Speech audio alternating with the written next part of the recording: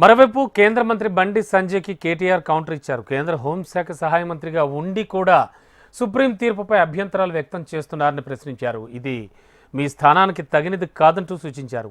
బండి సంజయ్ వ్యాఖ్యలను కోర్టు ధిక్కారంగా పరిగణనలోకి తీసుకోవాలని ఎక్స్లో కేటీఆర్ కోరారు. కవితకు బెయిల్ రావడంపై కాంగ్రెస్ పార్టీకి, న్యాయవాదులకు అభినందనలు అంటూ కేంద్ర మంత్రి బండి సంజయ్ సెటైర్లు వేశారు.